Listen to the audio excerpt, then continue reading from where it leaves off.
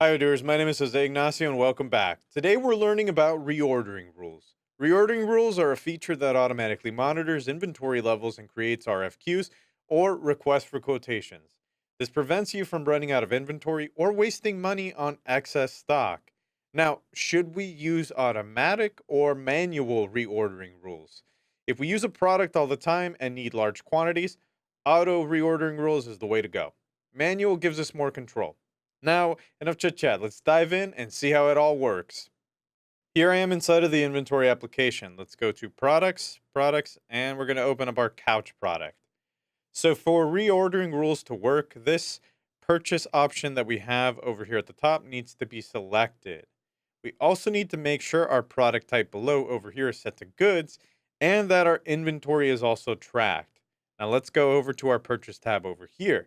We need to make sure that we have at least one vendor. And would you look at that? We do. They're called couch vendor.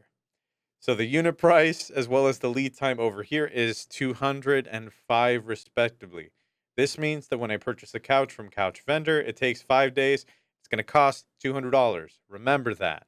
Next, let's configure the reordering rule itself. I'm going to click on reordering rules smart button up here at the top. All right, so I'm going to make a new rule by clicking new up in the top left, and this is for the couch. So we actually need at least 200 couches in the warehouse at all times. So I'm going to set the minimum over here to 200. All right, for the max, I'm going to set that to, oh, and look at that. It's starting to try to autofill. We're going to set the max over here to 400 because that seems good to go. All right, so here's how the math works. We take our max amount, 400, and subtract our forecasted amount, 25. And that number is our suggested reorder quantity, which is 375. Quick note as well, forecasted quantity over there. It isn't just what's sitting on the shelf, it includes confirmed incoming and outgoing moves. So if we have sales orders waiting to ship or purchase orders on the way, Odoo factors those in automatically. Remember, to see all reordering rules, you actually just remove the nice little search bar thing up at the top, and it should show you all of the other ones that are there. And look at that. We get them as well. And this is actually kind of another pro tip. You can also access the replenishment dashboard directly by operations and replenishment. And that's a Jose Ignacio tip. Now, let's actually take a look at this. So we have, in this case, a nice little drop down called trigger. And choosing auto, well, that means that whenever the forecasted quantity goes below the minimum 200, in this case, an RFQ is automatically created. Choosing manual, well, this one is cool because choosing manual means that we have to click order over here on the far right to create the RFQ.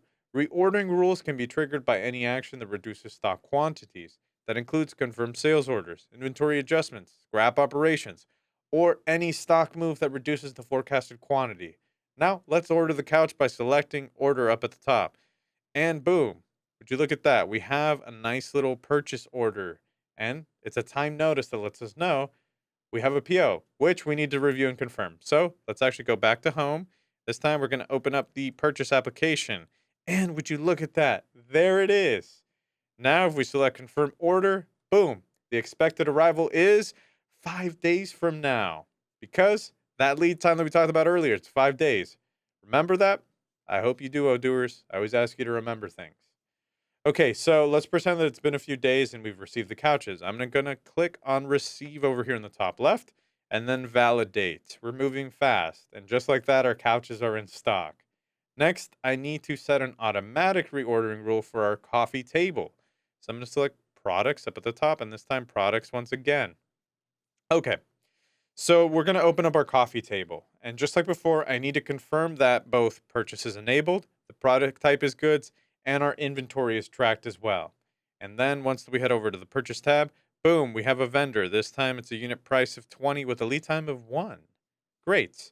So Odoo can generate the correct replenishment now. Okay, so let's select, once again, our reordering rules smart button up at the top, and this time we're going to hit new. Okay, so this time around, we need to make sure that the trigger is actually set to auto because this is going to be automatic. So our minimum for this one is going to be 100, and our max is going to be 200. Seems pretty good right there. Notice that no RFQ was generated, even though the forecasted quantity is below the minimum that we just set. Don't worry, Nothing is broken. I promise you. Automatic reordering rules don't trigger instantly. Odoo runs its procurement scheduler once per day to evaluate all products and generate the necessary RFQs in bulk. Now, I'm going to go to sleep, and I'm going to see you tomorrow morning, Odooers. Today is a new day, Odooers. And with that, let's verify that our rules work by going over to our purchase application. And would you look at that? There is the coffee vendor's RFQ just as anticipated. And notice that Odoo generated it as an RFQ, which means it's not a confirmed purchase order. So our purchasing team can still review it before confirming. And that's it for us today, Odooers. Today we learned how to use automatic and manual reordering rules to keep furniture stocked and focus on growing instead of counting boxes.